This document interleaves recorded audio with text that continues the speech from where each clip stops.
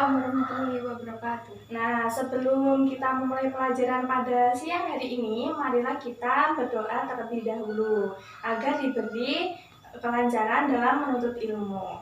Al-Fatihah. Berdoa selesai. Baik, kita pada pertemuan hari ini kita akan belajar tentang pernikahan, perceraian, iddah, dan rujuk. Yang pertama kita akan masuk pada materi pernikahan. Jadi apa sih itu pernikahan? Ada yang tahu? Oke, kalau belum tahu kita akan belajar bersama. Nah, pengertian pernikahan itu berasal dari bahasa Arab nikahun, atau yang merupakan masdar atau kata asal dari nakaha. Kemudian nikah dalam hukum itu adalah perjanjian yang menghalalkan hubungan seksual antara laki-laki dan perempuan. Kemudian pengertian menurut pernikahan adalah ikatan batin antara seorang pria dan seorang wanita sebagai suami istri. Tujuannya membentuk rumah tangga yang bahagia, kekal berdasarkan Tuhan Yang Maha Esa. Jadi dapat disimpulkan bahwa pengertian dari pernikahan itu adalah akad yang sangat kuat, mengandung ketentuan-ketentuan hukum, kebolehan hubungan seksual dengan lafaz nikah dan kata-kata yang semakna untuk membina rumah tangga yang sakinah, mawaddah, dan warahmah.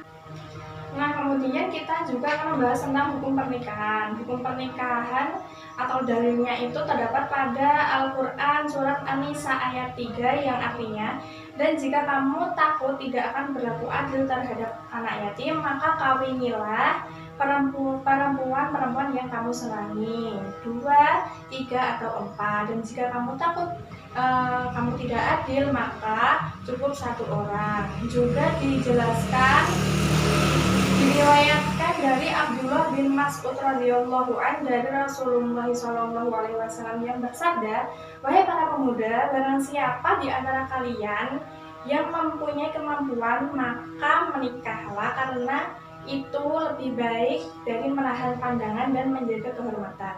Barang siapa yang tidak memiliki itu, hendaklah ia selalu berpuasa, karena puasa itu merupakan kendali baginya." Diriwayatkan oleh Bukhari dan Muslim. Kemudian syarat-syarat pernikahan itu apa saja? Pertama, ada seorang mempelai pria pastinya, kemudian mempelai wanita, wali nikah, saksi nikah, terus ijab dan qabul. Nah, macam-macam hukum pernikahan itu ada 5. Yang pertama, sunnah.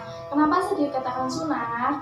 Pernikahan dikatakan sunnah apabila ada seorang pria mampu menikah, kemudian ia mempunyai perlengkapan untuk melangsungkan pernikahan. Itu hukumnya sunnah. Kemudian makruh bagi orang-orang yang belum pantas untuk menikah tetapi mempunyai keinginan untuk menikah.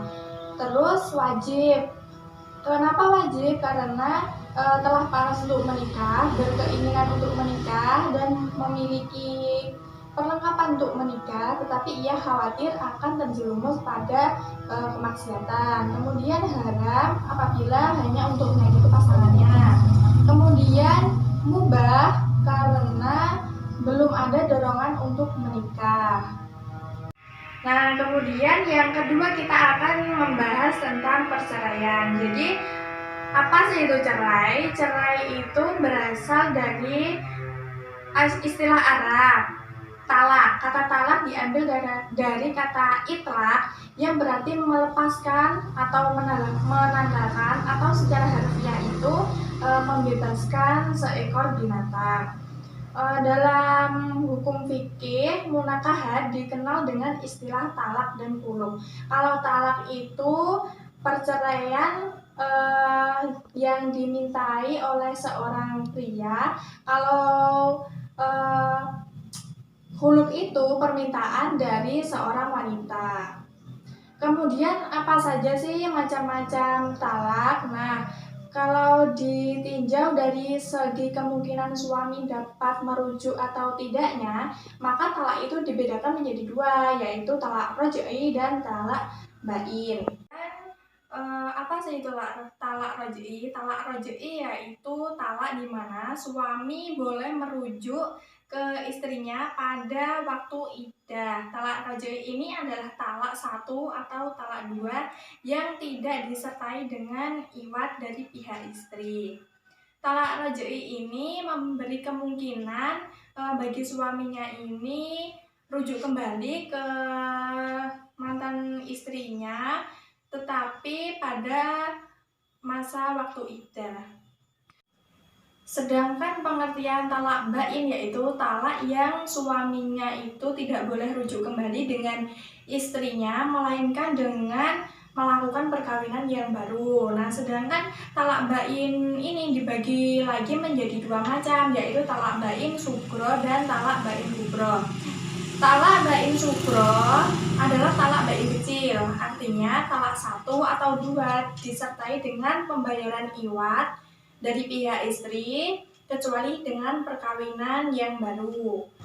Kemudian talak bain kubro. Talak bain kubro itu adalah talak tiga. Jadi suaminya itu menjatuhkan talak tiga kepada pihak istrinya itu apabila ingin rujuk, maka bekas istrinya itu harus menikah dengan orang lain, kemudian bercerai, kemudian baru boleh dinikahi oleh mantan suaminya yang pertama tadi. Kemudian talak ditinjau dari segi waktu menjatuhkan talak, yaitu yang pertama ada talak sunni dan talak bid'i. Kalau talak sunni itu menjatuhkan talak kepada istrinya, tetapi istrinya itu dalam keadaan suci dan belum dicampuri. Kalau talak bid'i menjatuhkan talak di mana istrinya itu dalam keadaan suci, sudah dicampuri, dan dalam keadaan haid. Kemudian hukum menjatuhkan talak itu ada 5. Yang pertama itu wajib. Wajib itu apabila terjadi pertengkaran antara dua orang itu, suami dan istri. Kemudian kalau sunnah apabila istri itu tidak dapat menjaga marwahnya. Kemudian makruh apabila tidak ada sebab musabab dan bisa berubah menjadi haram bila mana menjatuhkan talak itu ketika dalam keadaan suci tetapi telah dicampuri. Kemudian mubah atau boleh, yaitu ada suatu kebutuhan seperti pergaulan antara suami dan istri. Yang ketiga, kita akan membahas tentang iddah. Jadi apa sih iddah itu? Iddah adalah masa penantian seorang wanita setelah putusnya ikatan pernikahan. Hukum atau dalil dari diwajibkannya iddah ini terdapat dalam surat Al-Baqarah ayat 228 yang artinya wanita-wanita yang ditalak hendaklah ia menahan diri 3 kali huruf. Selain itu Rasulullah SAW juga menjelaskan dalam hadisnya yang diriwayatkan oleh Ibnu Majah yang berbunyi dari Ali bin Muhammad, dari Waqi, dari Sufyan, dari Mansur, dari Ibrahim, dari Aswad, dari Siti Aisyah radhiyallahu an berkata, Barirah diperintahkan untuk menghitung masa beriddah 3 kali haid. Apa sih tujuan diwajibkannya iddah ini? Jadi untuk mengetahui bersihnya rahim dari suami yang sebelumnya sehingga tidak ada percampuran nasab. Kemudian iddah juga bertujuan untuk memberi peringatan kepada laki-laki yang ingin menikahi wanita yang baru dicerai atau ditinggal mati suaminya, karena seseorang laki-laki asing tidak diperbolehkan menikahi wanita yang masih dalam masa iddah. Kemudian macam-macam iddah. Jadi yang pertama itu masa iddah karena ditinggal mati oleh suaminya ataupun karena perceraian. Maka iddah pun dapat dibedakan menjadi iddah karena kematian dan perceraian.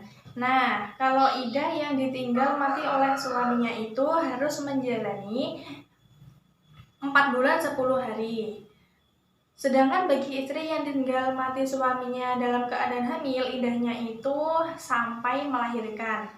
Kemudian iddah karena talak, yaitu apabila dalam keadaan mengandung sama kayak tadi sampai melahirkan. Apabila istri masih mengalami haid, iddahnya itu 3 kali suci. Kalau yang tidak haid itu adalah 3 bulan. Nah, yang terakhir kita akan membahas tentang rujuk. Jadi rujuk itu adalah mengembalikan status perkawinan yang secara penuh setelah terjadi talak raj'i yang dilakukan oleh mantan suami terhadap mantan istrinya dalam waktu masa iddah dengan ucapan tertentu. Kemudian syarat dan rukun diperbolehkannya rujuk yaitu apabila mantan istrinya itu sudah ditiduri.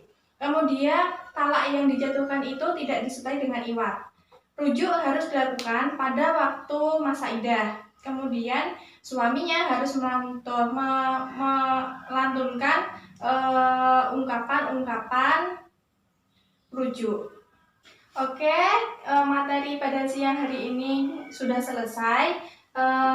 Kita kan sudah membahas tentang pernikahan, terus perceraian, masa iddah, dan rujuk. Mungkin ada yang belum paham atau ada yang mau ditanyakan? Tidak, Bu.